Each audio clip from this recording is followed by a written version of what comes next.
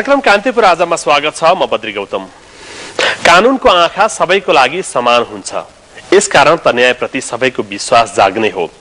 तर सबै स्थानमा त्यस्तो भएको भने पाइँदैन। दोषीलाई उम्काउने खेल हुने कारण गम्भीर प्रकृतिका अपराधीहरूले पनि सामान्य सजायबाट उन्मुक्ति पाउने गरेका छन्। आज हामीसँग यस सम्बन्धी एक यस्तै विषय छ। त्यस्तै राजधानीका सडक र पशुपति क्षेत्रमा भइरहेको सरसफाईको विषयलाई पनि हामीले लिएर आएका छौं। सुरुमा हेरौं आजका सामग्रीको यो झलक।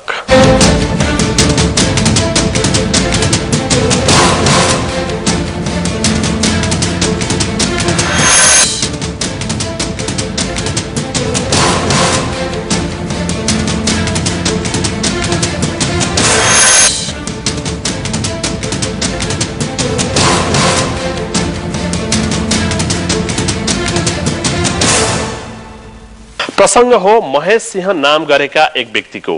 हुन त अहिले विभिन्न मुद्दा खेपिरहेका यी व्यक्ति माथिको आरोपको छिनोफानो हुन बाँकी नै छ। यद्यपि केही आरोपबाट भने यिनी मुक्त भइसकेका छन्। तर अन्य घटना र अपराधको हकमा यिनले मुक्ति पाउनुलाई कानून र अपराधको व्याख्या गलत ढंगले गरिएको आरोप पनि लाग्ने गरेको छ। अपहरण तथा चोरी मुद्दामा पनि सामान्य कसुर मान्दै उन्मुक्ति दिइएको आरोप लाग्दै आएको छ। आखिर कुरा के हो त?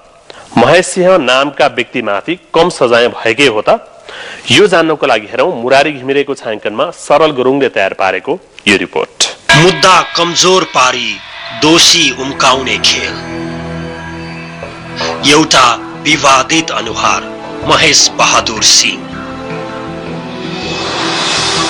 चरको ब्याजमा ऋण दिने, ऋण दिएपछि चक्रीय प्रणालीमा ब्याजको स्याजको पनि ब्याज जोडेर ऋण असुल्ने आरोप खेपेका महेश बहादुर सिंह भाग्यमानी बन्दै गएका छन्। संयोग भन्ने वा चलखेल उनी माथि लागेको आरोप मध्ये केहीमा उनले सफाई पाइसकेका छन् भने बाँकी मुद्दामा पनि उनले सफाई पाउने निश्चित हुँदै गएको छ। अपहरण उद्योग र चोरीका आरोपमा काठमाडौँ जिल्ला अदालतले सिंहलाई गत जेठ 19 गते सफाई दिइसकेको छ। अवैध हात हतियार राखेको आरोपमा पनि सिंह जिल्ला प्रशासन कार्यालय ललितपुरबाट चोखिसकेका छन्। उनीमाथि लागेको वन्यजन्तुको अखेटो पहाड सम्बन्धी मुद्दामा पनि सफाई पाउने निश्चित हुँदै गएपछि महेश बहादुर सिंह भाग्यमानी साबित भएका हुन्। उनीमाथि लागेका 6वटा अभियोग मध्ये वन्यजन्तुको अखेटो पहाड र सम्पत्ति शुद्धिकरणको मुद्दा मात्रै बाँकी छ। सिंहको अवैध सम्पत्तिको बारे सम्पत्ति शुद्धिकरण अनुसन्धान विभागले छानबिन गरिरहेको छ। सम्पत्ति शुद्धिकरण विभागले सिंहको सम्पत्ति कति वैध भेट्छ पछि थाहा लाग्ला। तर अनुसन्धान भएर मुद्दा नै दायर भइसकेको वन्यजन्तुको अखेटो पहाड सम्बन्धी मुद्दामा भने महेश सिंहलाई चोख्याउने प्रपञ्च प्रष्टै देखिन्छ। 15 वर्ष जेल सजाय हुने वन्यजन्तुको अङ्गलाई पुष्टि नै नगरी 2 वर्ष जेल सजाय रहेको वन्यजन्तुको अङ्गका आधारमा जिल्ला वन कार्यालय ललितपुरले महेश सिंहलाई कारवाही गर्ने तयारी गरेको छ। सरकारी वकिल कार्यालयको राय र विधि विज्ञान प्रयोगशालाको राय सहित यो राष्ट्रिय निकुञ्ज ऐन 2029 को 26(6) बमोजिम कारवाही गर्नुपर्ने भनी अभियोजन दर्ता भएको छ। राष्ट्रिय निकुञ्ज तथा वन्यजन्तु संरक्षण ऐन 2029 को दफा 26 को उपदफा 1 बमोजिम कारवाही हुने आधार हुँदाहुँदै पनि जिल्ला वन कार्यालय ललितपुरले सिंहलाई दफा 26 को उपदफा 6 बमोजिम कम सजाय हुने गरी कारवाही गर्न लागेकाले चलखेल भएको प्रष्टै देखिन्छ। दफा 26 को उपदफा 1 मा गैडा, बाघ, हात्ती, कस्तुरी मृग, ध्वासे चितुवा, हिम चितुवा र गौरी गाई मार्ने, घाइते बनाउने र तिनका अखेटो पहाड राख्ने, बिक्री गर्ने तथा किन्नेलाई 15 वर्षसम्म कैद र 1 लाख रुपैयाँसम्म जरिवाना हुने व्यवस्था छ। महेश सिंहको घरमा प्रहरीले बाघको दाँत र नङ्ग्रा तथा हात्तीको पुच्छर फेला पारेको थियो। तर जिल्ला वन कार्यालय ललितपुरले बाघको दाँत र नङ्ग्रा भनिएको अङ्गको पूर्ण परीक्षणै नगरी मुद्दा दायर गरेको छ। जिल्ला वन कार्यालय ललितपुरले अखेटो पहाड परीक्षणका लागि विधि विज्ञान प्रयोगशालामा पठाएको थियो। विधि विज्ञान प्रयोगशालाले हात्तीको पुच्छर, रतुवाको एउटा, चित्तलको 3वटा र जराएको 3वटा सिंह हो भनी पुष्टि गरेको छ। तर बाघको जस्तो देखिने दाँत र नङ्ग्राका सम्बन्धमा भने पुष्टि गर्न नसकेको भन्दै विधि विज्ञान प्रयोगशालाले ठूला बिरालो प्रजातिको जनावरको अङ्ग हुन सक्ने रिपोर्ट दिएको छ। उसको ब्रासलेटमा चाहिँ बाघ या चाहिँ कमन लेपर्ड जस्तो देखिने प्रमाणित गरेको छन्। जस्तो देखिने कमन लेपर्डको वा बाघको जस्तो देखिने चिज वस्तु हो भनेर उसले प्रमाणित गरेको छ। जानकारहरूका अनुसार ठूला बिराला प्रजातिभित्र बाघ, हिउँ चितुवा र ध्वासे चितुवा पर्छन्। तर ठूला बिराला जाति मध्ये के को अंग हो थप परीक्षणै नगरी ललितपुर वन कार्यालयले कम सजाय हुने जरायो र चित्तलको सिङका आधारमा 2 वर्ष मात्रै सजाय हुने दफा अन्तर्गत मुद्दा चलाएको हो। उनीहरूले हामीलाई प्रमाणित गरिदिनु पर्ने उनीहरूले हो। उनीहरूले नै हामीलाई चाहिँ विधि विज्ञान प्रयोगशालाले नै प्रमाणित गर्न नसकेपछि अब त्यसपछि अब हामीले कहाँबाट प्रमाणित गर्ने? अहिलेसम्म प्रमाणित गरेको उनीहरूले नै हो। उनीहरूले प्रमाणित गरिसके नसकेको परिप्रेक्ष्यमा अब हामीले दोस्रो ठाउँमा गएर नेपालमा त्यस्तो छैन, अरू ठाउँै छैन। हामीले प्रमाणित गर्ने ठाउँ त्यही हो। जिल्ला वन कार्यालय ललितपुरले वन्यजन्तुको अंग परीक्षण गर्न नेपालमा विधि विज्ञान प्रयोगशाला बाहेक अरू निकाय नै नभएको दावी गर्नु झनै शंकास्पद देखिन्छ। किनकि नेपालमा विधि विज्ञान प्रयोगशाला बाहेक त्रिभुवन विश्वविद्यालयको प्राकृतिक विज्ञान संग्रहालय पनि छ। स्वयम्भूमा रहेको यो संग्रहालयका विशेषज्ञहरूले नमुना हेरेर वन्यजन्तुका अंगको परीक्षण गर्छन्। बाघको अंग परीक्षणका लागि नाम कमाएको यो संग्रहालयको रिपोर्टले विधि विज्ञान प्रयोगशालाकै झैं सरकारी मान्यता पनि पाएको छ। त्यस्तै वन्यजन्तुको डीएनए परीक्षण गर्न सरकारी मान्यता पाएको एक मात्रै निजी स्तरको प्रयोगशाला पनि छ। काठमाडौँको थापाथलीमा रहेको सेन्टर फर मोलिकुलस डायनामिक नेपालमा वन्यजन्तुको अंगको डीएनए परीक्षणबाट कुन जनावरको हो पत्ता लगाउने गरिन्छ। तर ललितपुर वन कार्यालयले यी कुनै पनि निकायमा थप परीक्षणका लागि नपठाइकनै परीक्षण हुन नसकेको भन्दै मुद्दा दायर गर्नुको पछाडि के चलखेल हुन सक्छ? यस्तो कुराहरू त कस्तो भन्दाखेरि जस्तो भनौँ न विधि विज्ञान प्रयोगशाला भन्दा पनि अब कतिपय त यहाँ हामी कहाँ नै अब यो काम गरेको त धेरै भइसक्यो। अब यसमा त सुरुदेखि नै म प्रमुख रूपमा त मैले नै गर्ने गरिरहेको थिएँ होइन। हुन त यहाँ अब जस्तो आफ्नो फिल्डको छ पुतली सम्बन्धी आउँछ अथवा माछा सम्बन्धी आयो अथवा कुनै सम्बन्धी आयो भने अर्कै किरा फटेरा सम्बन्धी आयो भने अरू नै विशेषज्ञहरू छन्। स्तनधारी बाघ अनि यो सर्पहरू यता सम्बन्धी आयो भने त मैले हेर्ने हो कि धेरै यस्तै केसहरू आउँछ क्या। अब विधि विज्ञान प्रयोगशालामा अब कस्तो भन्दाखेरि जस्तो अब हामी कहाँ नै आएको कुनै चिज छ जुन चाहिँ यहाँ हामी गर्न सक्दैनौँ। स्पेसली अब हामीले यहाँ गर्ने भनेको हामीसँग जगेडा कलेक्सन छ अथवा भनौँ हामीसँग नमुनाहरू छन्, प्रशस्त नमुनाहरू छन्। बाहिरबाट कुनै चिज पहिचानको लागि उसको लागि आयो भने हामी चाहिँ अब कतिपय उसमा आफ्नो नमुनासँग त्यसलाई दाँजेर कम्पेयर गरेर हेर्छौँ कि के हो भनेर। कतिपय उसमा कस्तो हुन्छ भन्दाखेरि विधि विज्ञान प्रयोगशालाले चाहिँ फलान ठाउँ जाऊ भन्ने त मैले सुनेको छैन। तर चाहिँ जुन यो सामान लिएर आउने जिल्ला वनका अरू जुन पार्टीहरू हुन् उनीहरूले त्यहाँ भएन भने फेरि कता कताबाट सुन्दा रहेछन् थाहा पाउँदो रहेछन् त्यहाँ भएन भनेर हामी कहाँ पनि लिएर आउँछौँ। जिल्ला वन कार्यालयका अधिकृत रामनारायण सुवेदीले अनुसन्धान गरेर जिल्ला वन कार्यालयमै गत साउन 6 गते सिंह विरुद्ध मुद्दा दायर गरेको थियो। मुद्दा दायर भएकै दिन जिल्ला वन कार्यालय ललितपुरले सिंहलाई 28,500 रुपैयाँ धरौटीमा रिहा गरिसकेको छ। हात्तीको पुच्छर र ठूला बिरालो जातिको वन्यजन्तुलाई मात्रै आधार मानेको भए पनि महेश सिंह विरुद्ध राष्ट्रिय निकुञ्ज तथा वन्यजन्तु संरक्षण ऐनको दफा 26 को उपदफा 1 बमोजिम मुद्दा चल्नु पर्थ्यो। पढे अनुसार मैले सुने अनुसार यदि ठुलो बिग क्याट भनेर ठुलो बिरालो प्रजातिको जङ्गली बिरालो प्रजातिको ठुलो जङ्गली बिरालो प्रजातिको हड्डियो भन्यो भने अब त्यो कानुनी प्रावधान अनुसार जुन चाहिँ सबभन्दा ठुलो कानुनी रूपमा दण्ड सजाय हुने त्यसलाई चाहिँ मानिन्छ, त्यो मानिन्छ। त्यसमा जस्तो भनौँ न अब ठुलो भन्ने बित्तिकै नेपालमा हिउँ चितुवा र बाघ 3टा पर्ने त हुन् नि होइन। ध्वासे चितुवा त सानै उसमा पर्छ अथवा ध्वासे चितुवा नै मान्यो भने पनि अब ठुलो भन्ने बित्तिकै के त मान्नु पर्यो चाहिँ सबभन्दा ठुलो त्यो टाइगरलाई नै मान्नुपर्ने भयो, बाघलाई नै मान्नुपर्ने भयो। मिटर ब्याजमा ऋण दिएर अकुत सम्पत्ति कमाएका महेश सिंहले प्रभावकै कारण आफूमाथि लागेको अभियोग कमजोर पारेको प्रहरी स्रोतको भनाइ छ। वन्यजन्तुको अखेटो पहाडको मुद्दामा पनि महेश सिंहले आफ्नो घरमा भेटिएको वन्यजन्तुको अंग बाजेको पालाको हो भनी प्रमाणित गर्न र अन्य अंगहरू पनि नक्कली साबित गरिदिन विधि विज्ञान प्रयोगशालाका वैज्ञानिकहरूलाई 5 लाख रुपियाँसम्म पैसा दिने कोसिस गरेको स्रोतको दाबी छ। तर यो घटनाले मिडियामा चर्चा पाएपछि पैसा लेनदेन भने हुन सकेन। यद्यपि विधि विज्ञान प्रयोगशालाबाट पूर्ण परीक्षण नहुनु, वन कार्यालयले परीक्षण हुन नसकेको अंगलाई थप परीक्षणै नगरी मुद्दा चलाउँदा चलखेल भएको छैन भनेर पत्याउन सकिँदैन। त्यसरी चाहिँ फाइल कमजोर हुने र महेशबहादुर सिंहलाई थुनामुक्त गराउने काममा हामी त्यति अगाडि बढेका छैनौँ जस्तो लाग्छ हामीलाई होइन। अब यो बारेमा तपाईँलाई यो सबै टोटल रूपमा यो फाइलको बारेमा भन्नलाई पनि हामी अहिले यो अनुसन्धान प्रक्रिया भर्खरै सकिएको र अहिले चाहिँ के भनेदेखि अब जिल्ला वन अधिकारी समक्ष पेश पनि हुन बाँकी नै रहेकोले अहिले नै हामीले त यस्तो भन्न सक्दैनौँ। तर तपाईँले भनेको कुरालाई ठिक हामी चाहिँ यदि ठिक हो साँचो हो भने त्यसलाई मनन गरेर हामी एकचोटि फेरि परीक्षण गर्ने तर्फ पनि लाग्न सक्छौँ।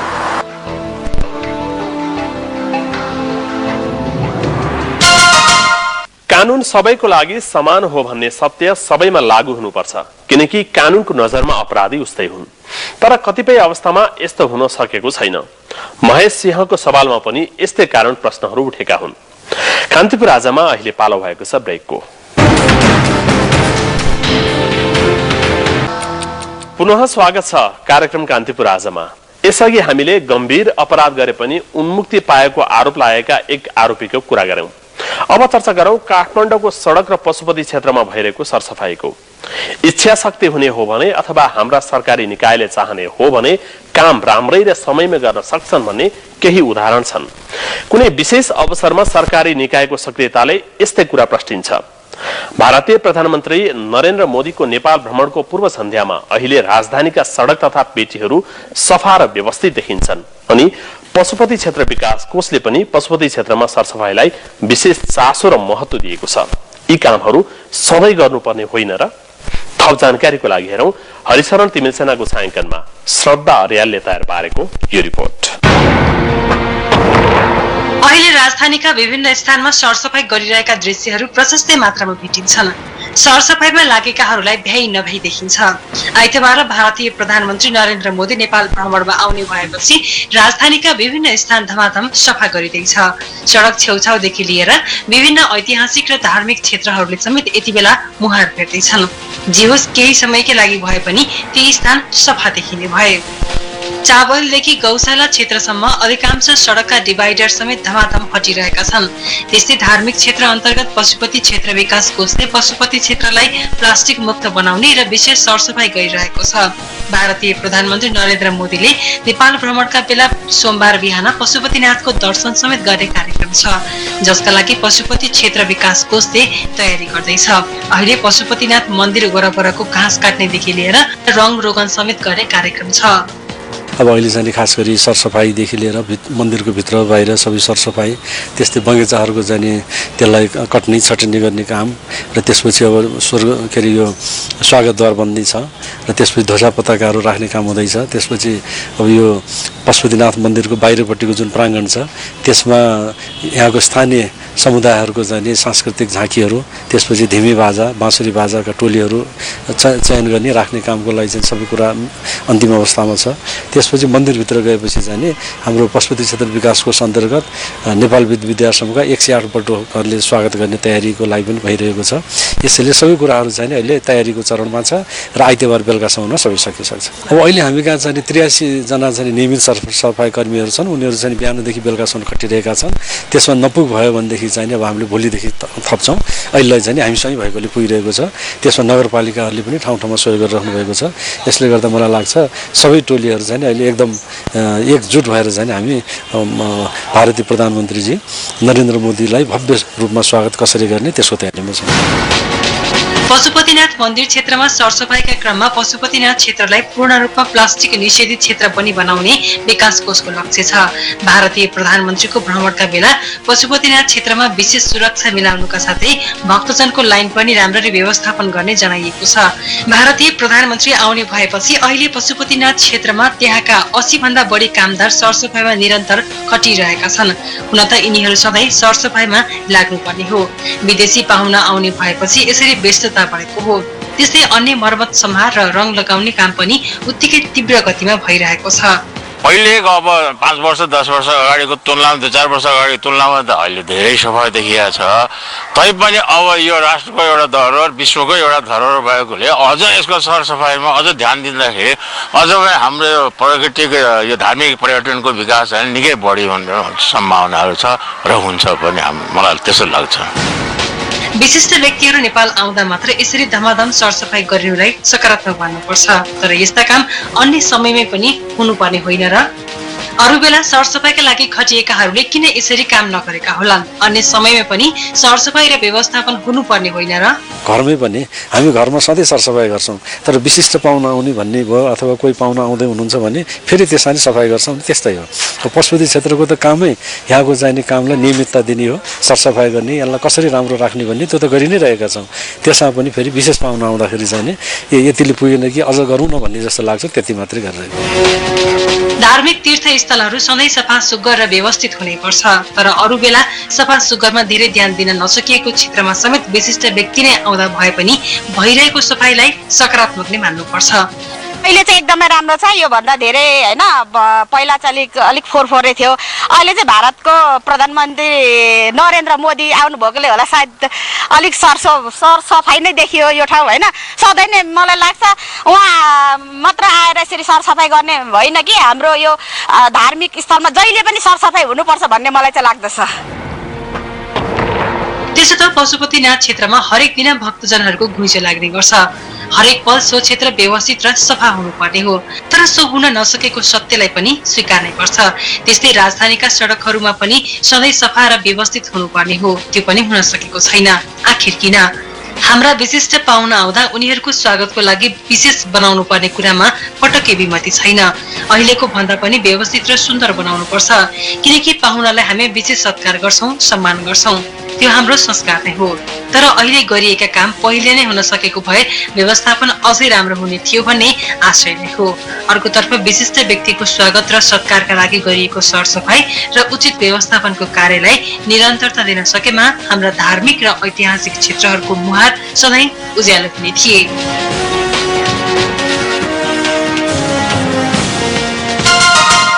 सरसफाइ र व्यवस्थापनको लागि विदेशी पाहुना नै आउनु पर्छ र सरकारी निकायले इच्छा शक्ति देखाउने हो भने आखिर समयमै यस्ता काम हुने रहेछन् नि। तर विभिन्न बहानाबाजी गर्दै दैनिक गर्नुपर्ने काम पनि नगरेको अवस्था थियो। अर्कोतर्फ अहिले सुरुवात भएको कामलाई निरन्तरता दिन सके पनि राम्रै हुने थियो।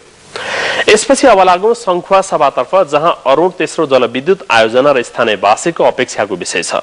अरुण तेस्रो नेपालमा जलविद्युतको कुरा उठ्दा साथ यसको नाम लिने गरिन्छ।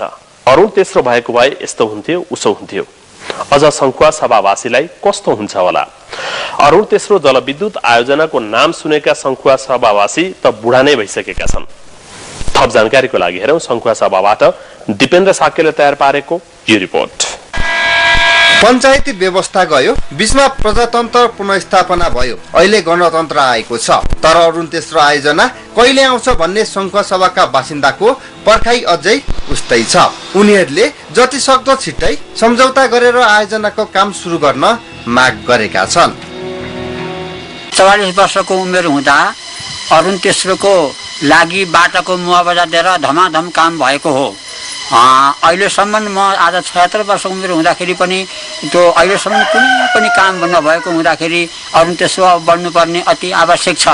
आज यस किसिमको लोड सेडिङको मारमा यस देशले भोग्नु परेको अवस्था छ र पनि आज चाहिँ कुनै किसिमको चाहिँ अहिलेसम्म नभएको हुँदाखेरि हामीलाई बहुत ठुलो चाहिँ के अरे क्षति हुन गएको छ। तरुण अवस्था हुँदाखेरि नै अरुण थर्ड जनदेखि आयो भन्ने अवस्था सुनिरहेका थियौँ हामीहरू। त्यति बेलादेखि हामी आशामा रह्यौँ। अब हामी मेरो पनि उमेर अहिलेदेखि 60-62 वर्षको उमेर भइसक्यो, अहिलेसम्म पनि अरुण थर्ड आएको छैन र अझै पनि हामी आशामा छौँ अरुण थर्ड आउनुपर्छ भन्नेमा हामी लागिरहेका छौँ। आओस् भन्ने भावना गरिरहेका छौँ, अरुण थर्डको जुनदेखि पुरा होस्। सुरुमा अरुण तेस्रो आयोजनाको क्षमता 402 मेगावाट भनिए पनि आयोजना निर्माण गर्ने भारतीय कम्पनी सतलज जलविद्युत निगमले क्षमता बढाएर 900 मेगावाट पुर्याएको छ। अरुण तेस्रो बनेमा देशमा लोड सेडिङ घट्ने स्थानीयले अपेक्षा गरेका छन्। 18 घण्टा भन्दा बढी लोड सेडिङको मारमा नेपाली जनता अहिले रुमो लिनु परेको छ, दुःख पाउनु परेको छ नेपाली जनताले। यस्तो अवस्थामा अरुण 3 जस्तो जलविद्युत आयोजना यदि निर्माण हुने हो भने 900 मेगावाटले यसले अहिले हाम्रो नेपालको जुन ऊर्जा सङ्कट छ त्यो ऊर्जा सङ्कटको समाधान गर्नेछ। अर्कोतर्फ यो निर्माण हुँदाखेरि धेरै रोजगारीको अवसरहरू सिर्जना हुनेछ र यो भेगको यो पूर्वाञ्चल क्षेत्रकै आर्थिक उन्नतिमा यसले धेरै ठुलो टेवा पुर्याउनेछ भन्ने हामीले विश्वास लिएका छौँ। संखुवा सभावासीको चाहिँ एकदम धेरै उन्नति प्रगति चाहिँ बढेर जान्छ भन्ने मलाई लाग्छ। त्यसकारणले गर्दाखेरि सरकारले चाहिँ यसमा एकदम धेरैभन्दा धेरै ध्यान दिनु चाहिँ अति जरुरी छ। यो संखुवासभालीहरूको भाग्य र भविष्य निर्माण गर्नका लागि यहाँको भौतिक पूर्वाधार आर्थिक विकास र सामाजिक रूपान्तरण गर्नका लागि अब यो अरुण तेस्रो बन्नुपर्छ, हल्ला मात्रै हुन हुँदैन। आयोजना निर्माणको काम थालिनु त परको कुरा, अहिलेसम्म आयोजना विकास सम्झौता पीडीए समेत भएको छैन। पीडीए नभएकै कारण सतलज कम्पनीले उत्पादन अनुमति पत्र लिन आवेदन दिएको छैन। 2065 सालमा सतलजसँग नेपालले गरेको सम्झौतामा कुल उत्पादनको 21.9% विद्युत नेपालले निशुल्क पाउने उल्लेख छ। सतलजले संखुवासभा सदरमुकाम खाँदबारीमा कार्यालय खोलेर आयोजना निर्माण पूर्व तयारीको काम बल्ल थालेको छ। एकजना व्यक्तिको लागि होइन, यो एउटा समूहले होइन, सिङ्गो देशैभरिको लागि हो र अरुण तेस्रो अपरिहार्य छ। लोड सेडिङको कम हुँदै जान्छ, यो चाहिँ सबै देशवासीहरूको लागि जसरी भए पनि अरुण तेस्रो आओस्। भारतसँग दिने लिने कुरा भइसकेको छ, त्यो हुँदाहुँदै पनि अब सम्झौता गर्न के बाँकी छ र त्यसको क्वेसन राज्यले दिनुपर्छ, सरकारले दिनुपर्छ र यो तुरुन्तै सम्झौता भएर अरुण तेस्रोको कामलाई अगाडि बढाउनु पर्छ। आयोजना सुरु भए संखुवासभामा पूर्वाधार विकासले गति लिनुका साथै पूर्वाञ्चलकै विकासमा ठूलो भूमिका खेल्ने स्थानीयवासी बताउँछन्। अरुण तेस्रो साँच्चै एकादशकै कथा भएको छ। संखुवासभावासीलाई मुलुककै महत्वपूर्ण जलविद्युत आयोजना आफ्नो जिल्लामा बन्ला र लाभ लिन पाइएला भन्दै अपेक्षा पालेका जनतालाई निराश बनाएको छ। आजलाई यति नै। तपाईलाई लागेका वा सरोकार राख्ने कुनै विषय भए हामीलाई सम्पर्क गर्नुहोस्। कार्यक्रमको पुनः प्रसारण शनिबार बाहेक हरेक बिहान 10:30 बजे हेर्न सक्नुहुनेछ। अब हामी